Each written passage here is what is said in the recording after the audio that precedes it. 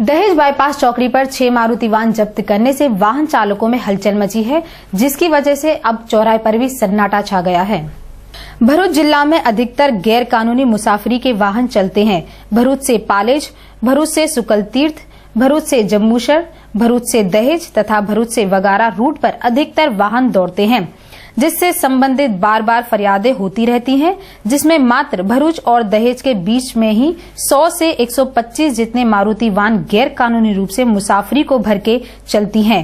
पिछले कितने समय से आरटीओ अधिकारी भारती ने गैर कानूनी रूप से चलने वाले वाहनों के दूषण को रोकने की कार्रवाई की थी, जिससे आरटीओ अधिकारियों की सूचना से पुलिस ने भी कार्रवाई शुरू की थी, जिसके चलते आज दहेज बाईपास चौकड़ी पर से 6 मारुति वाहन को जब्त करने से निजी वाहन चालकों में हफड़ा तफड़ी मची है। वाहनों को जब्त करने पर एक वैन चालक ने कहा कि गैर कानूनी रूप से मुसाफिर भर के वाहन चलाने के लिए हम हर महीने पुलिस को एक वैन का 2600 रुपए देते हैं, लेकिन फिर भी पुलिस ने हमारे धंधे पर लात मारी है। मारू नाम दीवान सिकंदर है। आज रोज 2 દિવસથી છેલ્લા તંત્ર તરફથી અમારી ગાડીઓ બંધ કરવામાં આવી છે। અમે છેલ્લા 10-12 વર્ષથી ગાડી ભેરવીએ છીએ।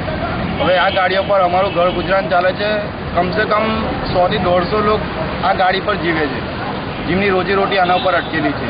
હવે તંત્રની શું ફોલ્ટ છે, અમારા જોડે શું છે ખબર નહીં, પણ અમે અનલીગલી ગાડી ચલાવે અમને ખબર છે, પણ અમારું તંત્ર ચલાવવા માટે અમે પોલીસને હપ્તો પણ આપીએ છીએ, કારણ કે અમારો ધંધો અનલીગલી છે। બરાબર છે। હવે ઓચિંતું તંત્ર આવીને એવું કહે છે કે ભાઈ તમારી ગાડી અનલીગલી છે, બંધ કરી દો। અમને આ સાહેબનો ફોન આવ્યો, તે સાહેબને અમારા દબાણ છે, અરજી આવી, અમે બધું સમજ, પણ હવે અમારું કુટુંબ કઈ રીતે જીવાડીએ અમે? આજે બધી ગાડીઓ બધા કેસથી નથી લાવ્યા, બધા પોતપોતાના મરજીથી ફાઇનાન્સથી ગાડી લઈને આવેલા છે, તેનો હપ્તો કાઢવાનો, રોજનું ઘર ગુજરાન ચલાવવાનું। હવે તંત્ર આનો કોઈ અમને મસલો હલ કરીને આપે કે હવે અમે શું કરીએ? પોલીસને કેટલો હપ્તો આપો છો? અમે પોલીસને મિનિમમ 2600 રૂપિયા જેવો હપ્તો ટોટલ પોલીસને અમે આપીએ છીએ। અચ્છા, કેટલી ગાડીઓ ચાલે છે? અમારી મિનિમમ 100 થી 125 ગાડીઓ ચાલે છે। જંબુસર બાયપાસ ઉપર પેસેન્જરોની ગેરકાયદેસર જે હેરફેર કરતા વાહનો છે એ વાહનોને વિરુદ્ધમાં કાયદેસરની કાર્યવાહી હાથ ધરવા માટેનો ઝુંબેશ ઉપાડવામાં આવેલી છે।